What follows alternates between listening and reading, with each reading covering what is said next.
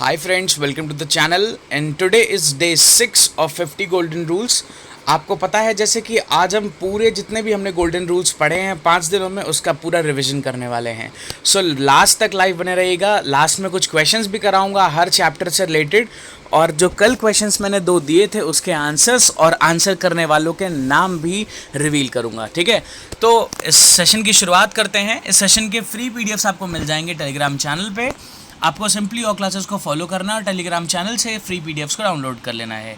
आपके पास already in chapters के free PDFs हैं, सो जिसके पास नहीं है वो यहाँ से डाउनलोड कर सकता है। डिजी बुक्स पे एडिशनल 10% डिस्काउंट्स के लिए आप एग्जाम 10 कोड यूज़ कर सकते हैं। डिजी बुक्स एक प्रैक्टिस प्लेटफॉर्म होता है जिस पे आपको बहुत सारे क्वेश्चंस, उनके वीडियो सॉल्यूशंस और ऐसी ही बहुत सारी इंटरेस्टिंग चीज़ें वहाँ पे मिलती हैं प्रैक्टिस के लिए। तो आइए शुरू करते हैं डे 1 से। सबसे पहले दिन हमने 50 गोल्डन रूल्स में पढ़ा था ईच और एवरी के बारे में, तो जल्दी से इसको फटाफट रिवाइज कर लेते हैं। देखते हैं ये क्या होते थे। ईच एडजेक्टिव्स का काम भी कर सकता था और प्रोनाउंस का काम भी करता था, जैसा कि हमने पढ़ा था। एडजेक्टिव्स यानी कि use with noun to modify it, pronoun मतलब use instead of nouns. Every सिर्फ एडजेक्टिव का काम करता था, ये प्रोनाउन की तरह एक्ट नहीं करता था, ये बातें आपको याद होगी। फिर देखते हैं अलाउड वर्ब। ईच के साथ में हमें सिंगुलर वर्ब यूज़ करनी होती है और एवरी के साथ में हमको सिंगुलर वर्ब भी यूज़ करनी होती है, यानी कि दोनों वर्ब एकदम सिमिलर लेते हैं। ठीक है, उसके बाद में प्रोनाउन जो अलाउड होते हैं वो भी दोनों के साथ में सिंगुलर ही अलाउड होते हैं। ईच के साथ में भी सिंगुलर, एवरी के साथ में भी सिंगुलर प्रोनाउन यूज़ होता है। एक यहाँ पे नोट लिखा था, इन्फेंट्स और बेबीज़ अपने साथ में इट्स लेते हैं, ये बात आपको याद रखनी थी, है ना। इन्फेंट्स और बेबीज़ के साथ में हम ही शी नहीं यूज़ करते हैं। फिर देखिए ईच ऑफ और एवरी के साथ में कैसा सब्जेक्ट अलाउड होता है। ईच के साथ में हम सिंगुलर सब्जेक्ट लेते हैं, ईच ऑफ के साथ में हमेशा प्लूरल सब्जेक्ट आता है और एवरी के साथ में हमेशा सब्जेक्ट सिंगुलर रहता है। ठीक है, ये बात आपको याद रखनी है। ठीक है, अभी ईच हम यूज़ करते हैं 2 या फिर 2 से ज़्यादा के लिए, ये बात बहुत इंपॉर्टेंट है। ईच हम यूज़ करते थे 2 के लिए या फिर 2 से ज़्यादा के लिए। एवरी हम यूज़ करते थे सिर्फ 2 से ज़्यादा के लिए। एवरी को हम 2 चीज़ों के लिए यूज़ नहीं कर सकते थे। ठीक है, अभी देखो यहाँ पे अप्रोच और लिमिटेशंस की बात हुई थी। ईच हम यूज़ कर रहे थे जब हमको एक इंडिविजुअल की बात करनी पड़ती है, मतलब स्पेसिफिक टारगेट्स करना होता है। इसके लिए हमने बात किया था जैसे शादी में एक मेहमान को हम स्पेशली खाना खिलाते हैं पूछ पूछ के। एवरी में क्या होता है, होलिस्टिक होता है, यानी कि जनरल हमने एक को बोल दिया, एक बार बोल दिया, अब जितने भी लोग हैं उस जनरल ग्रुप में या फिर उस ग्रुप में उन सबको वो इंडिकेट हो गया लगभग। ठीक है, तो ये ईद जो था ये शादी की तरह काम कर रहा था और एवरी किस तरह काम कर रहा था, जैसे भंडारे में लोग होते हैं जनरल बोल दिया जाता है, जो खा ले वो भी ठीक है, जो नहीं खा पाए, जो प्रसाद ना पाए उसका भी ठीक ही माना जाता है। बहुत ज़्यादा इंडिविजुअल पे अप्रोच नहीं होती है। तो ईच और एवरी में खास डिफरेंस यही वाला होता है। जैसे ईच स्टूडेंट का मतलब होता है पार्टिकुलरली सारे स्टूडेंट्स हो गए एक एक करके। एवरी स्टूडेंट का मतलब हो गया जनरली हमने सारे स्टूडेंट्स को बोल दिया, अब अगर कोई छूट जाता है तो भी कोई बड़ी बात नहीं है। ठीक है, तो ये था डे 1 का। अभी डे 2 पे बात करते हैं। डे 2 पे हमने क्या क्या पढ़ा था। डे 2 पे हमने पढ़ा था हु और हुम के बारे में। सबसे पहले हु यूज़ करते हैं पर्सन्स को बताने के लिए और पेट एनिमल्स को बताने के लिए यूज़ किया जाता है, यानी कि ऐसे जानवर जो घर में पाले जा सकते हैं उनके लिए, और पर्सन्स के लिए हम हु यूज़ करते हैं। हुम यूज़ करते थे पर्सन्स को बताने के लिए और पेट एनिमल्स को बताने के लिए। हु और हुम को जो लिमिटेशन होती है, जो क्राइटेरिया होता है वो सेम होता है, यानी कि पर्सन्स को ही बताने के लिए दोनों यूज़ होते हैं और पेट एनिमल्स के लिए यूज़ होते हैं दोनों वर्ड्स। ठीक है, विच और दैट देखिए किन के लिए यूज़ होता है।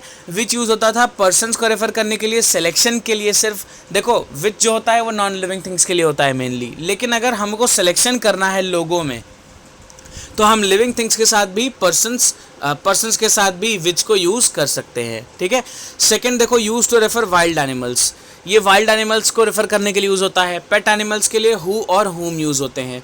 थर्ड कह रहा है use to refer non living things, ये नॉन लिविंग थिंग्स के लिए यूज़ होता है।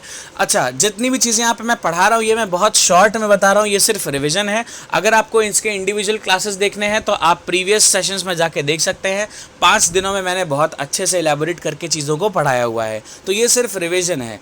ठीक है, दैट देखते हैं use to refer all the things but not human beings, ये सारी चीज़ों को बता सकता है लेकिन ह्यूमन बींग्स के लिए लिए हम दैट यूज़ नहीं करते हैं, ह्यूमन बींग्स के लिए हम हु और हुम में से कोई चीज़ यूज़ करते हैं, ठीक है।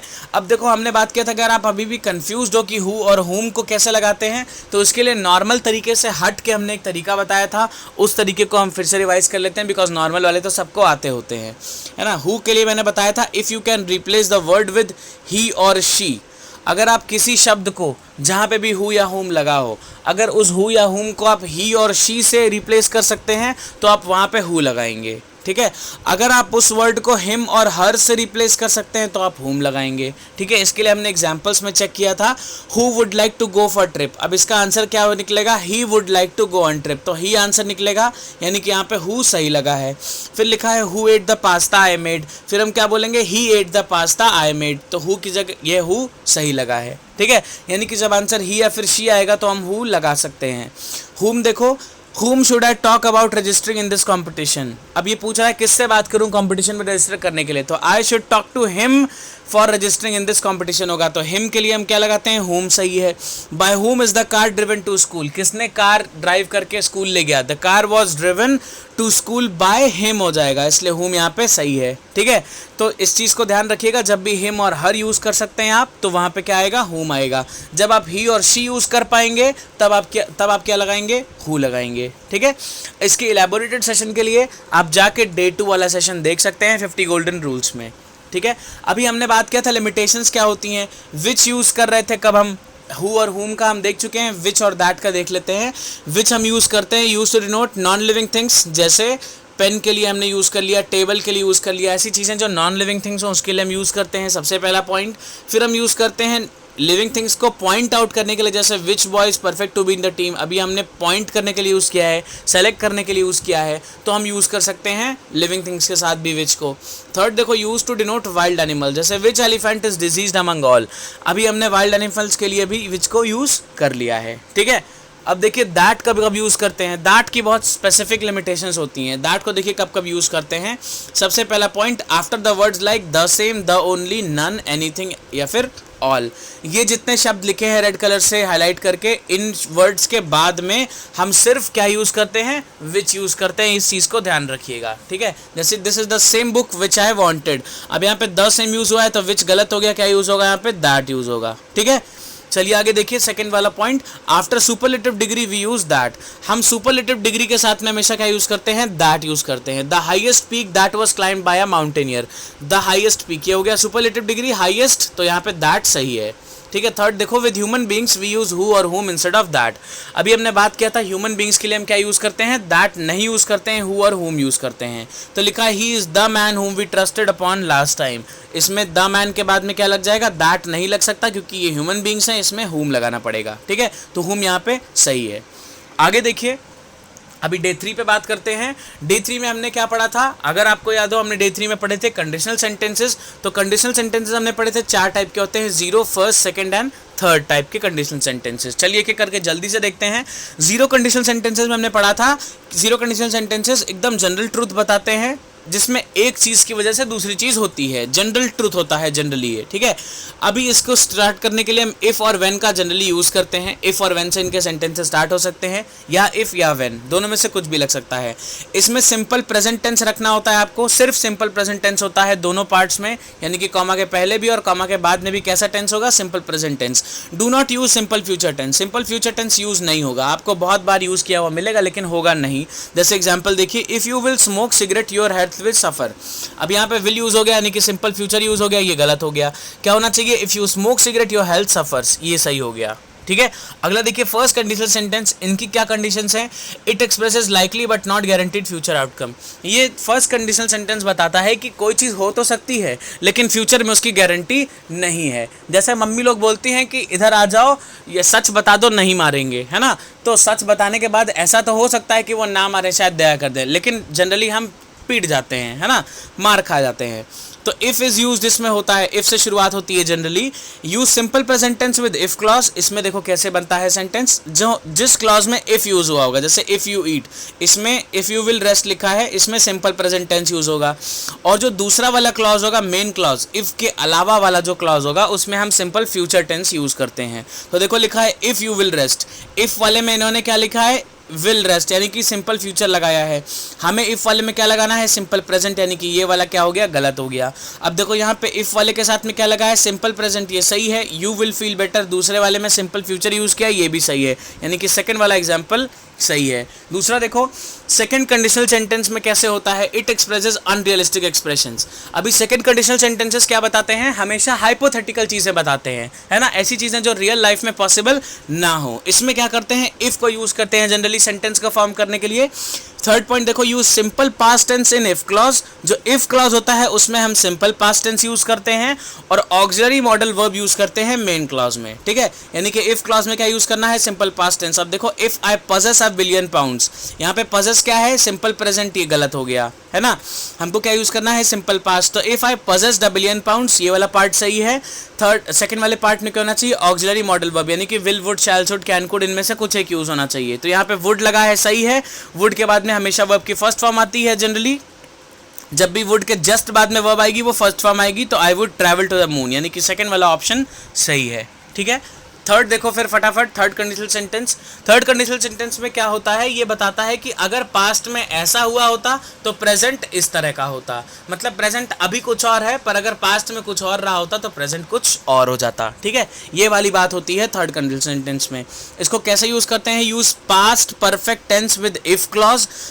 इफ क्लॉज के साथ में क्या यूज करना है, पास्ट परफेक्ट टेंस, ठीक है। और मेन क्लॉज के साथ में क्या यूज करना है, model auxiliary have plus past participle, यानी कि वर्ब की थर्ड फॉर्म, ठीक है। Model auxiliary have plus V3 use करना है, ठीक। अब देखो यहाँ पे क्या यूज हुआ है, if you have seen you here. If clause के साथ में यहाँ पे बोला है पास्ट परफेक्ट, यहाँ पे इन्होंने क्या लगाया, हैव सीन, यानी कि ये प्रेजेंट परफेक्ट लगा दिया, ये गलत हो गया, ठीक है। तो ये वाला ऑप्शन गलत, ये वाला एग्जाम्पल गलत है। अब देखो सेकंड वाला example, if he had seen you here, यहाँ पे हैड प्लस V3 लगा है, यानी कि पास्ट परफेक्ट है, ये वाला सही है।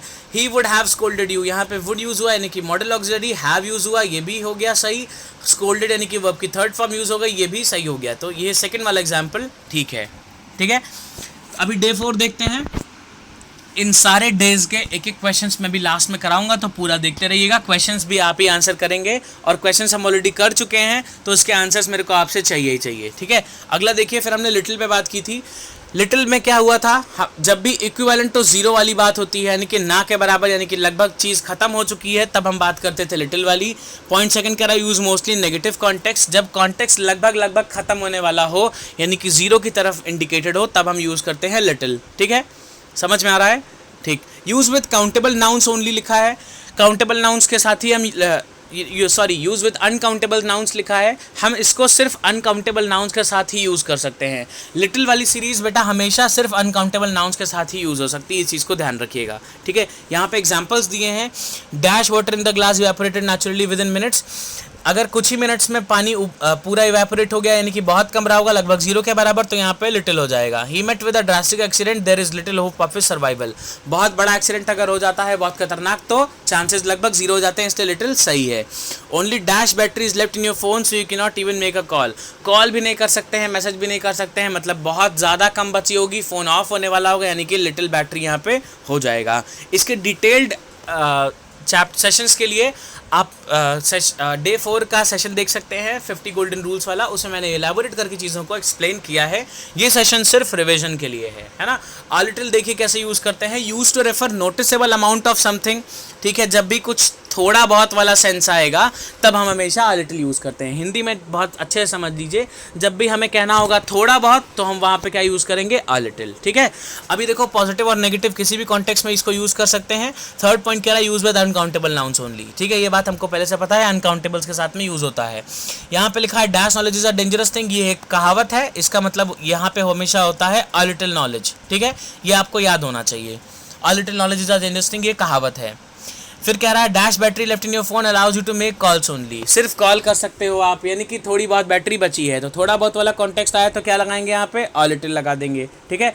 फिर देखो dash money that time left with requires some more addition for survival, कुछ और एडिशन चाहिए, यानी कि थोड़ा बहुत हमारे पास होगा ही होगा, तो यहाँ पे क्या हो जाएगा, a little money that time left with, ठीक है। अगला देखो द लिटिल। अभी द लिटिल कब यूज़ करते हैं, जब भी सफिशिएंसी फॉर सर्वाइवल ओनली, जब भी बात ऐसी होती है कि हम सर्वाइव कर पा रहे हैं, इतना है कि हम सर्वाइव कर पा रहे हैं, मतलब पर्याप्त नहीं है पर इतना है कि हम हमारा काम चल जा रहा है या फिर हम सर्वाइव कर पा रहे हैं, उस कंडीशन में हम क्या यूज़ करते हैं, द लिटिल। ठीक है, पॉजिटिव कॉन्टेक्स्ट में जनरली यूज़ होता है ये। ठीक है, अब देखो यहाँ पे जैसे लिखा है beggar survive with dash food which they get, survive करते हैं बेगर्स, हमेशा उनको पेट भर खाना नहीं मिलता है जनरली, वो सिर्फ सर्वाइव करते हैं, इसीलिए देखो आप हमेशा वो खाने वाने की खोज में ही रहते हैं, इसलिए क्या लिखेंगे, द लिटिल फूड। फिर देखो the dash feeder is sufficient to feed the baby for a month till the salary credits. अभी सफिशिएंट है कितना, बच्चे को सर्वाइव कराने के लिए 1 मंथ तक, जब तक सैलरी नहीं आ जाती, मतलब हमेशा के लिए नहीं है वो, लेकिन बच्चे को सर्वाइव कराने के लिए वो सफिशिएंट है, तो यहाँ पे क्या लगाएंगे, द लिटिल फीडर। ठीक है, फिर लिखा है dash water left in the flask was sufficient to quench the thirst. अभी जो फ्लास्क में पानी बचा था वो पूरा तो नहीं था, लेकिन प्यास बुझाने के लिए वो काफ़ी था, या वो पर्याप्त पानी था, तो द लिटिल यहाँ पे यूज़ करेंगे। ठीक है, अभी few a few the few था लिटिल वाली सीरीज के साथ में, अभी few a few the few और little a little the little में डिफरेंस सिर्फ कितने का था, काउंटेबिलिटी और अनकाउंटेबिलिटी का। ठीक है, are use in the same way with countable things, note the difference. Few वाली सीरीज जो होती है काउंटेबल्स के साथ में यूज होती है। अब आपको डिफरेंस देखना है यहाँ पे, little battery in your mobile phone, battery क्या होती है, अनकाउंटेबल, लेकिन अगर बैटरी के साथ हम परसेंट जोड़ देते हैं तो वो क्या हो जाती है, काउंटेबल। तो फ्यू परसेंट बैटरी ये काउंटेबल हो गया, ये अनकाउंटेबल था। ठीक है, सिर्फ battery uncountable, percent battery countable. A little water in the flask, अब देखो अ लिटिल वाटर, वाटर क्या होता है, अनकाउंटेबल, तो लिटिल लगा। A few bottles of water, अब वाटर को हम अगर बॉटल्स में भर दें तो हम काउंट कर सकते हैं, इसलिए बॉटल्स ऑफ वाटर के साथ में अ फ्यू सही है, ये काउंटेबल, ये अनकाउंटेबल। ठीक है, द लिटिल नॉलेज, नॉलेज किसी भी चीज़ की क्या होती है, अनकाउंटेबल होती है, तो इसलिए हमने द लिटिल लगाया है। लेकिन हम चैप्टर्स को हम चैप्टर्स को काउंट कर सकते हैं, चैप्टर 1 चैप्टर 2 ऐसे करके, है ना, लेसन 1 लेसन 2 बचपन में काउंट करते थे, तो इसलिए ये द फ्यू ले रहा है, ये काउंटेबल हो गया है। समझ आ रहा है? चलिए डे 5 पे आते हैं, फटाफट देखते हैं डे 5 में हमने क्या पढ़ा था। डे 5 में हमने 2 कॉन्सेप्ट्स पढ़े थे, जिसमें कॉन्सेप्ट नंबर 1 था कि अगर इस तरह की सीरीज आपके सामने आए जिसमें नंबर लिखा हो, यूनिट लिखी हो और फिर नाउन या फिर एडजेक्टिव लिखा हो, यहाँ पे कुछ भी लिखा हो, ठीक है, जनरली यहाँ पे जो यूनिट होती है एडजेक्टिव का काम करती है। ठीक, तो अगर नंबर, यूनिट और नाउन लिखा हो यहाँ पे किसी भी सेंटेंस में, तो आप किस तरह से उसको अरेंज करेंगे। नंबर तो कुछ भी हो सकता है, लेकिन जो यूनिट होगी ये हमेशा सिंगुलर होगी, इस चीज़ को ध्यान रखिएगा। यूनिट जो होगी ये हमेशा सिंगुलर रहेगी, इसलिए सिंगुलर रहेगी क्योंकि जो यूनिट है ये एडजेक्टिव का काम कर रही होगी। एडजेक्टिव्स कभी भी प्लूरल में नहीं लिखे जाते हैं, तो यूनिट हमेशा सिंगुलर रहेगी, इस बात को आपको ध्यान रखना है। नाउन प्लूरल या सिंगुलर कुछ भी हो सकता है, डिपेंड करेगा कि कैसी बात हो रही है। समझ आ रहा है? फिर से देख लीजिए एक बार इस कॉन्सेप्ट को, ये बहुत इंपॉर्टेंट कॉन्सेप्ट है। Number plus unit plus noun वाला अगर कहीं पे भी आपको सीरीज दिखेगा, number plus unit plus noun, तो नंबर कुछ भी हो सकता है, यूनिट हमेशा सिंगुलर रहेगी, नाउन सिंगुलर या प्लूरल में से कुछ भी हो सकता है। सेकंड कॉन्सेप्ट क्या था? सेकंड कॉन्सेप्ट कह रहा था अगर नंबर और यूनिट ही लिखा हो, सिर्फ नाउन यहाँ पे हो ही ना, नाउन ना हो, अगर सिर्फ नंबर और यूनिट लिखा हो, तो अगर नंबर और यूनिट कंप्लीट मीनिंग दे रहे हैं, जैसे सिर्फ नंबर और यूनिट लिखा है और वो कंप्लीट मीनिंग दे रहे हैं, तो आप यूनिट कैसी लगाओगे? प्लूरल यूनिट लगाओगे। और अगर नंबर और यूनिट लिखे हैं सिर्फ और इनकम्प्लीट मीनिंग दे रहे हैं, तो आप क्या लगाओगे? सिंगुलर यूनिट लगाओगे। समझ में आ रहा है? तो complete meaning plural unit, incomplete meaning singular unit. यहाँ पे जो यूनिट होगी वो सिंगुलर या प्लूरल लगेगी, इसका डिसीजन किससे लेंगे आप? जो मीनिंग निकल रहा होगा उससे। अभी मैं आपको क्वेश्चन करके दिखाऊंगा, ठीक है? तो देखो होमवर्क के क्वेश्चंस कल के क्या थे? While leaving guests give 200 rupees note, ठीक है, इसका आंसर क्या था?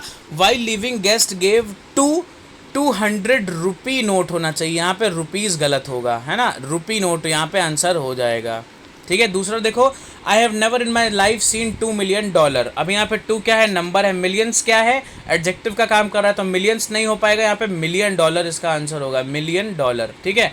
तो यहाँ पे दोनों के आंसर्स मैंने बता दिए हैं। अब देखो सही आंसर देने वाले जो बच्चे हैं उनमें से साहित्य, शिवहरे, अरुण कुमार और शिवम, इन तीनों ने सही आंसर्स दिया है। So you people have done a good job. Continue this work. जब भी मैं होमवर्क दिया करूँ इन क्वेश्चंस को आप ज़रूर करके मुझे दिखाया करिए, ठीक है।